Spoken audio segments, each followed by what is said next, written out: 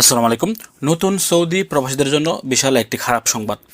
আমাদেরকে সৌদি সরকার ৩ মাসের যে একটি ওয়ার্ক পারমিট দিত ফ্রিতে, এটা এখন সম্পূর্ণরূপে বন্ধ করে দেওয়া হয়েছে।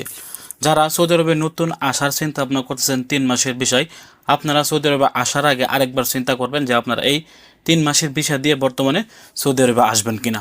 কারণ ফ্রিতে যে ওয়ার্ক পারমিটটি দেওয়া হতো বা ফ্রিতে যে ইকামার মেয়াদটি দেওয়া হতো ৩ মাসের, এটা ইতিমধ্যে বাতিল করা হয়েছে।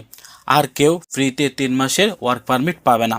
ধরেন একটা নতুন ব্যক্তি যদি সৌদি আরবে ১ বছরের একটা ভিসা দিয়ে আসতেন, তখন কিন্তু সে ১২ মাস এবং পাসপোর্টের মধ্যে ৩ মাস, সর্বমোট কিন্তু সে ১৫ মাসের একটা ওয়ার্ক পারমিট, ১৫ মাসের একটা ইকামা কিন্তু সে পেত। কিন্তু এই মুহূর্তে নতুন নিয়ম অনুযায়ী একজন ব্যক্তি সৌদি আরবে ১২ মাসের বা ১ বছরের ভিসা দিয়ে আসার পর শুধুমাত্র ১২ মাসই মেয়াদ পাবে, অর্থাৎ ১২ মাসের বেশি সে আর একটা দিনও পাবে না।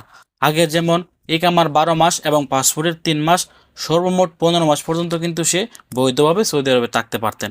অর্থাৎ ইকামার মেয়াদ কিন্তু তার তখন থেকে শুরু হতো, তখন থেকে তার পাসপোর্টের মেয়াদ ৩ মাস শেষ হয়ে যায়, তারপর থেকে কিন্তু তার ইকামার মেয়াদ স্টার্ট হতো বা শুরু হতো। পাসপোর্টের ৩ মাস পার হওয়ার পর থেকে তাদের ১২ মাস কিন্তু মেয়াদ থাকতো।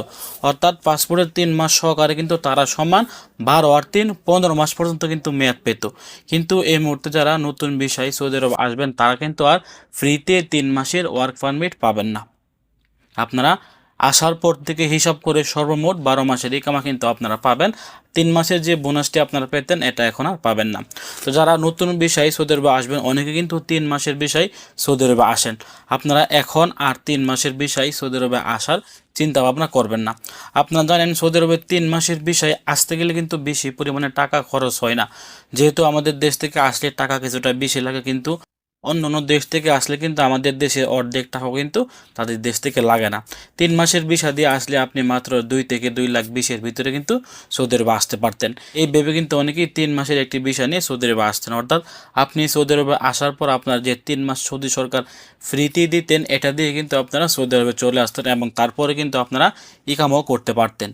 কিন্তু এই মুহূর্তে আপনারা ইকামা নাম্বার বের করতে পারবেন ৩ মাসের ভিসা দিয়ে আসলে, তবে আপনারা আর ফ্রিতে একটি ওয়ার্ক পারমিট ৩ মাসের জন্য দিতেন, এটা কিন্তু আর আপনারা পাবেন না।